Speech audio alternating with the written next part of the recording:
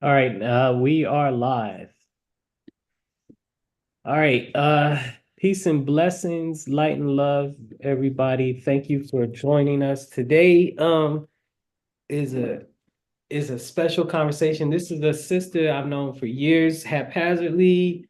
Um, we've had meetings in America, we've had meetings in Ghana. Uh, at the time now, this sister, she's up here on vacation from getting her doctorate degree in wood science.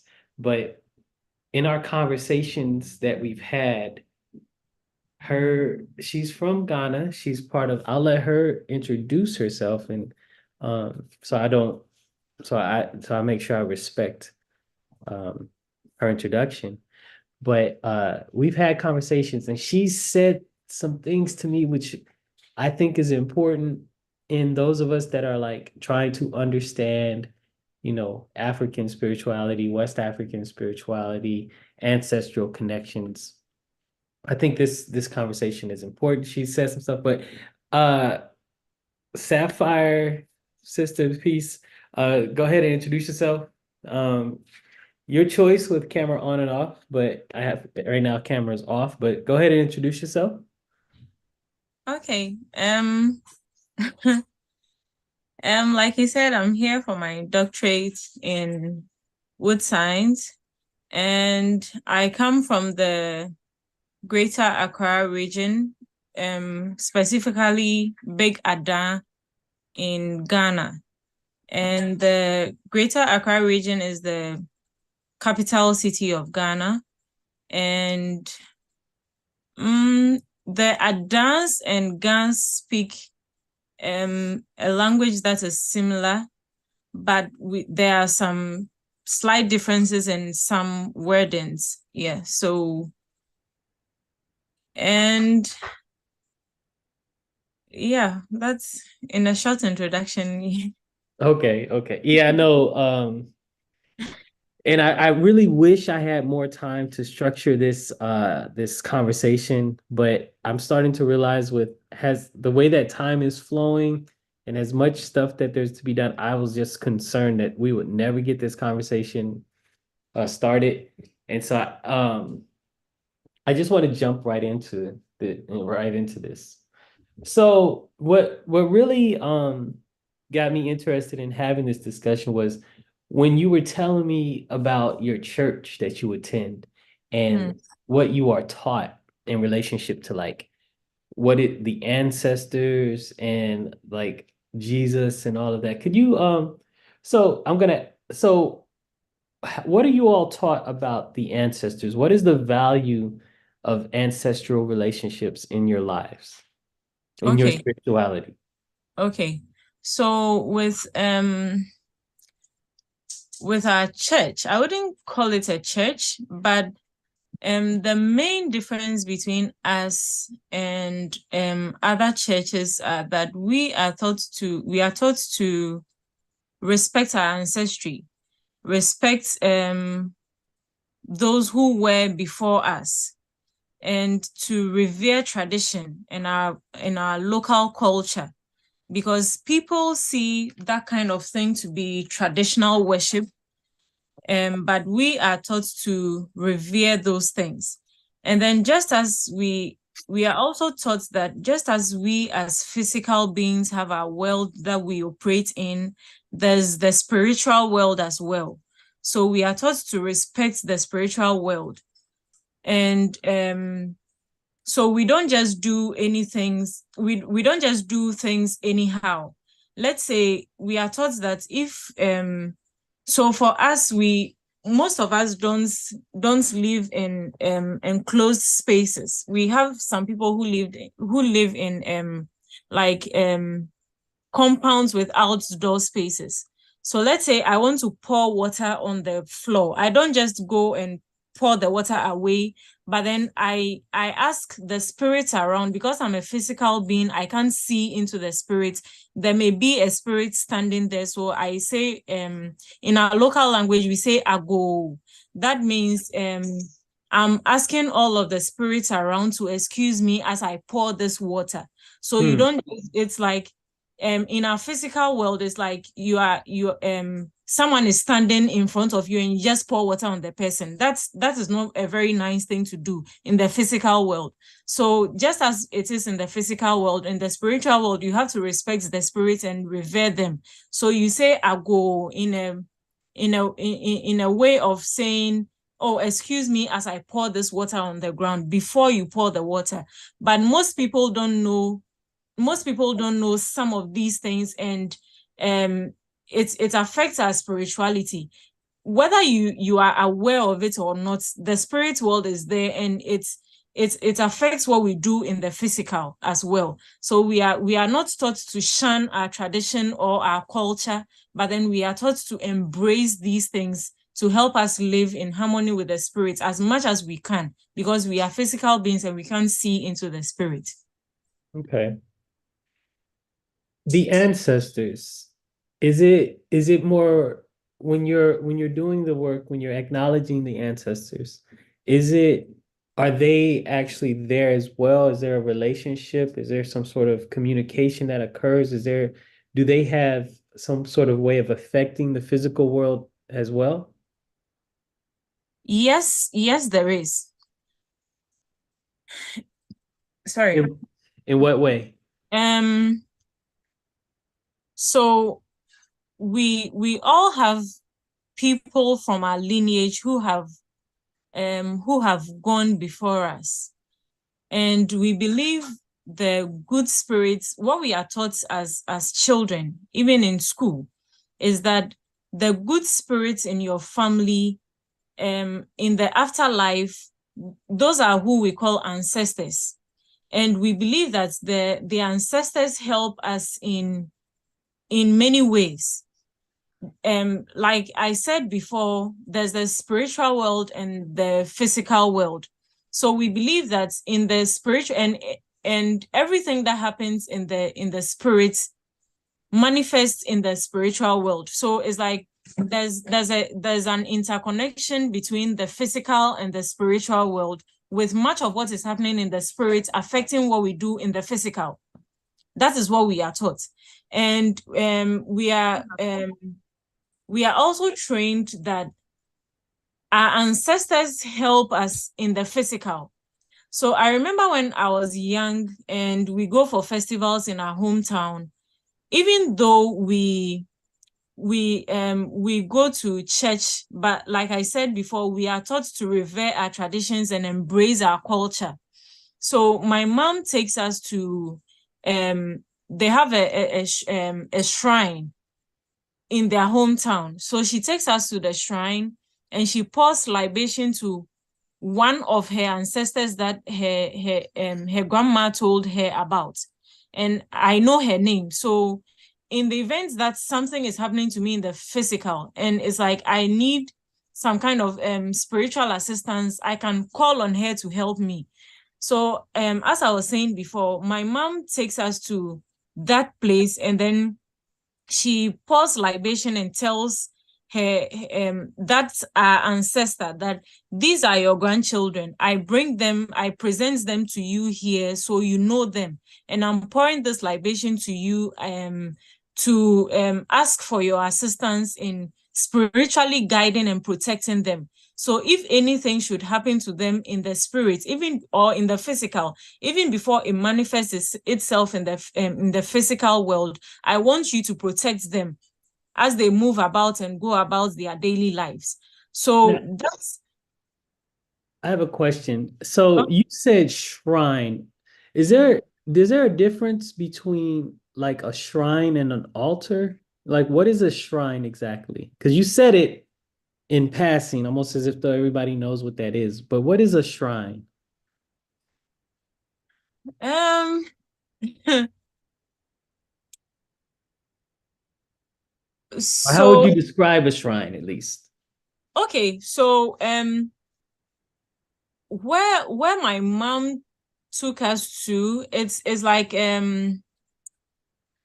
I don't know if I should call it's not a building.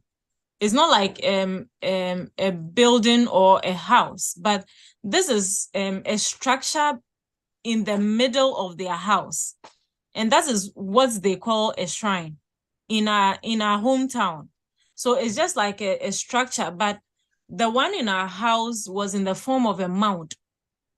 So it's like a very small mound in the middle of in the middle of the home. So it's an enclosed home, but it's a family house with many different rooms. So that structure, that mound, is in the middle of the house, and that is what they call as a shrine. I don't know if it makes if you get the understanding. Kind of, kind of, but of course, there's some things, if I had more time to do the presentation, I could show it. I guess we could work together. Yes. Maybe a little bit later, we could have another discussion on. Yes. Okay, now, one of the other things that I was interested in, when you said, first of all, you said you all attend a church, but then Mm. you view like Jesus differently. What do you mean by that? Okay. So we view him not as God, but as a son of God. So I know other people, other Christians say Jesus Christ is God, but then we see him as a son of God. And then secondly, we don't believe in Christ dying to save our sins. And there are biblical quotations to support this, that he came to show us the way to the Father, and human beings killed him. Okay. Yes. So we do not believe in the blood of Jesus. No, we don't. Okay. Okay. So okay, now you said two other things that I want to discuss, and I know you said you would get back to me, so I will let that go, but I still want to just get it out now. You Okay. said one, that when a person passes away, they meet something on in the afterlife. Can you explain that to me again? What were you saying? Okay. So as when someone dies, the family comes together to perform rituals for the afterlife. And we believe that death is a journey to the afterlife. So in the coffin of the person who has passed, we put things that you will need on a journey. Even as a human being, when you're going on a journey, you don't just get up and say, okay, I'm going on this journey without packing anything. You pack some clothes, you pack some blankets, some stuff to take with you on your journey. So it's the same way as when someone passes. We do the same thing for our loved ones when they pass. And one of the things that we put in the coffin is money, mostly coins, not like paper notes. You We put put, coins. yes, coins. Where do you put the coins? You said you put them in the coffin. Do you just toss them in, like wherever No, they no, land? no, no, no. We don't just throw them. We don't just throw them in the coffin, but then so as the person lays in the coffin, we put it very close to where the person's hands are. So Okay. we just put it beneath the person. So all the loved ones, and we kind of tell the person that this money is from your daughter. She says you should take this to help you pass into the afterlife, and then you drop the money in there. So all the loved ones that are present who would, so it's some form of kind of, it's it's like showing your respect to the person, or showing your love for the person, to help the person pass on to the afterlife.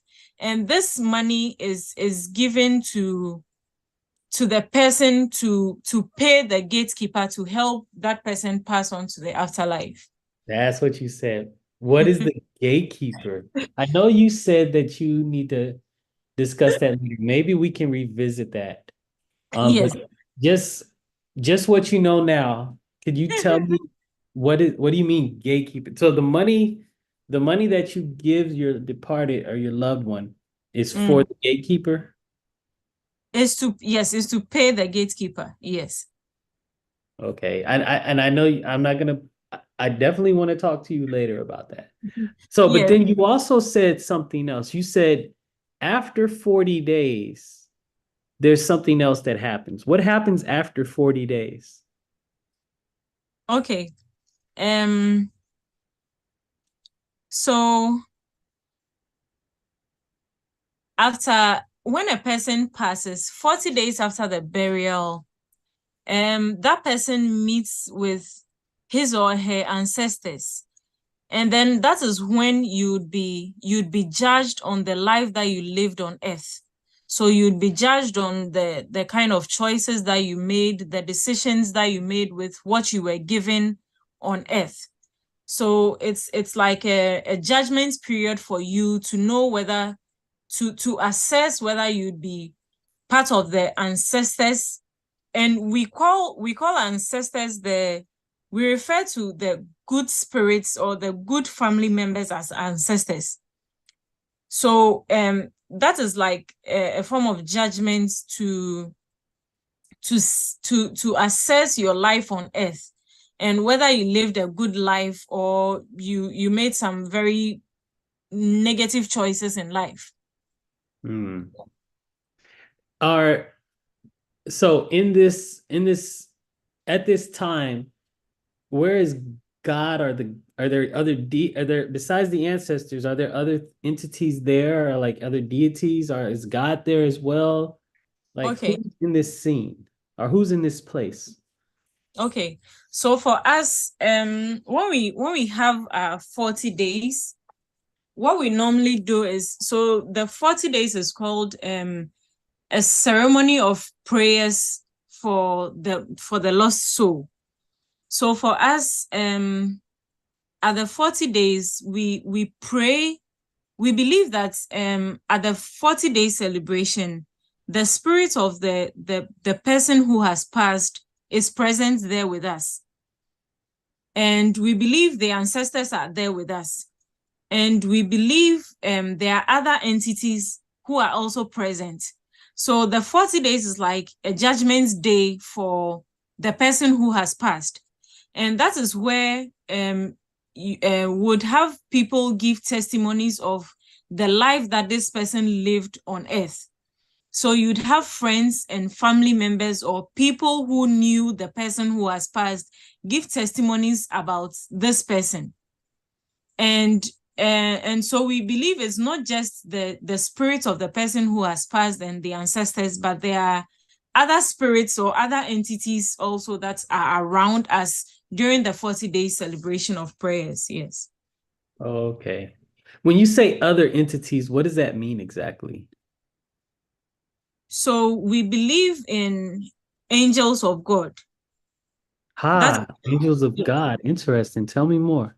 that's that is that is another aspect. So we believe it's like the angels would come and observe everything and give an account of your life to God at that 40-day celebration. So Is you're, it and then clear? has the deceased is really just there in observation of the Mhm. report being given about them. Exactly. Huh. Exactly. What And part is it? Okay, so here's another question. So it's not the physical body clearly that's being judged. So what no, what because part of the soul is being judged? So because okay, then there must be, how many parts of the spirit do you all have? we believe it's you have your physical body, and the physical body goes back to the ground, and the physical body is just that, it's just a physical body.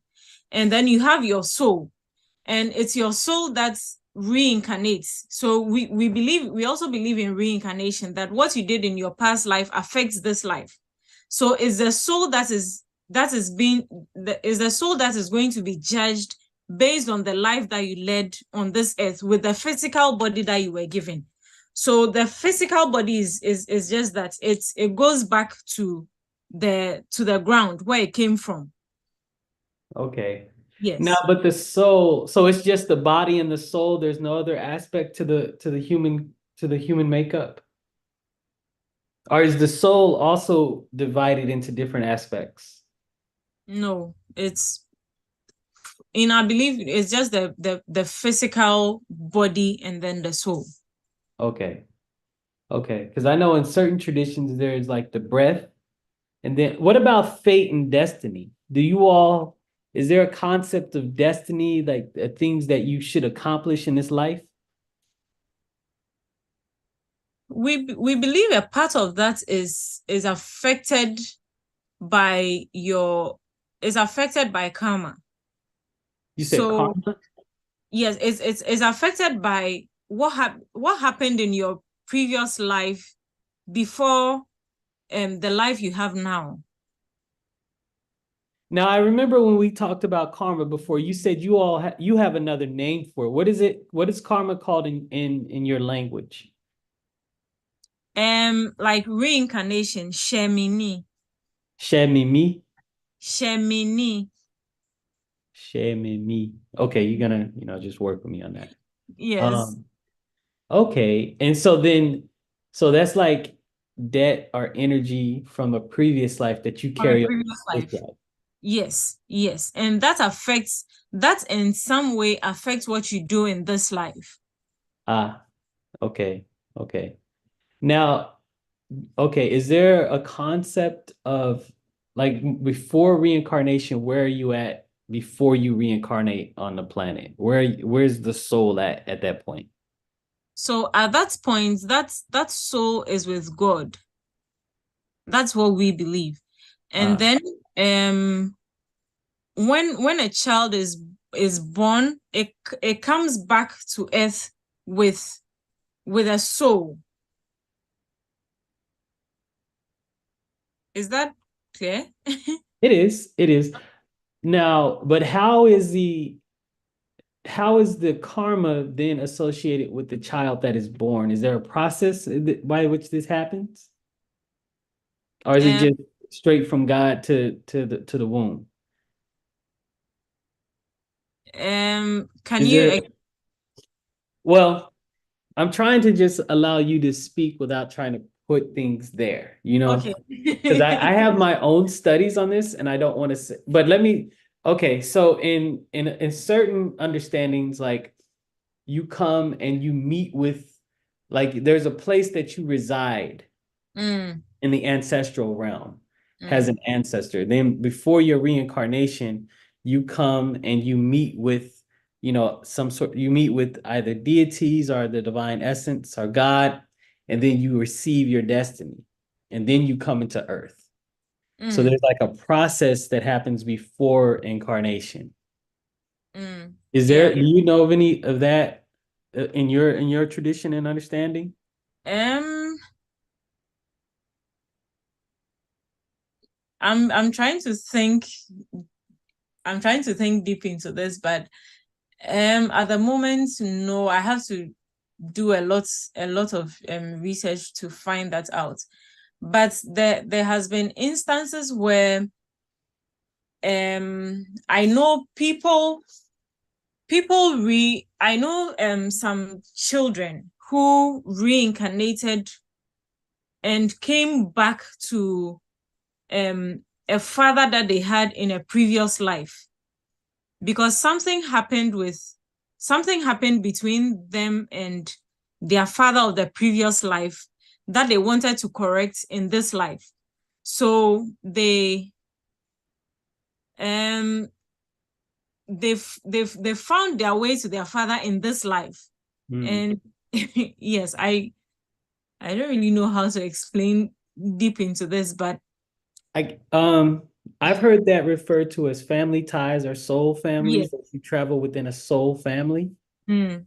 And but I well you know And I delve into these concepts. And yeah. then one of the reasons I'm asking you is because one of the critiques that I have of what I would like to see more of is this explanation of African, we would call this cosmology and epistemology, Mm. African ways of knowing and being.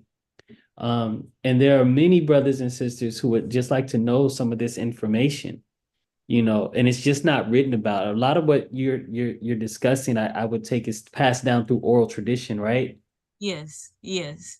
And see, and then, a lot of us in the West, um, we gravitate towards esoteric metaphysical information, right?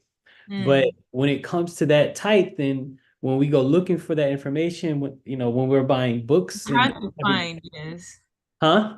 I'm saying it's hard to find, yes. Yeah, it's hard to find. And you see my library, it's composed of a lot of Eastern traditions, Eastern metaphysics. There's not a lot. I have African spiritual books there, but it's not the largest section of my library. Mm. I would love that section to grow. You know what I mean? Yes, yes. So that I would love for there to be more of an explanation of the of I just wish that more documentation occurred with the understanding of African belief systems and traditions. So I totally 100. I know. Well, we both have things to do. But I wanted to say thank you for your time. I appreciate this so much, and I will talk to you at another time. Is there something else you wanted to say before we go? Yes. So, as people, we live in a physical world, and there's a spiritual world as well. But some people are disillusioned that what happens in the spirits or the spiritual world doesn't exist, and it does. And what happens in the spirits really affects us in the physical world. So as we all strive to find meaning to life and reach a higher calling, or make sense of our spirituality, or get connected to our ancestors in a way, um like we just discussed, instead of just passing this knowledge or these traditions and culture down um um through orals or folklores as we have in back home, um we should strive to write this down for future generations to come, because then we would have something to fall on. We would have something to teach our children. We would have something to use as our foundation to explain spirituality, not from the European sense, but from an African or West African sense. So we get a better understanding of where we are coming from and where we are heading to. Yeah. I think we both agree then on that. I like that. I like that. I've had other conversations with different people, and they defend the secrecy, you know. Um, and so I think, for things that are to be kept secret, sure, that's fine. But I think that it would just benefit everybody if more Mhm. things were put in writing. Yes, yes, yes. Yeah. Okay. Well, until next time, maybe let's get one more interview in. Let me do Yeah. some planning, some things so we can do a flow type of presentation. But Yes. all right, Sister Sapphire, I will talk.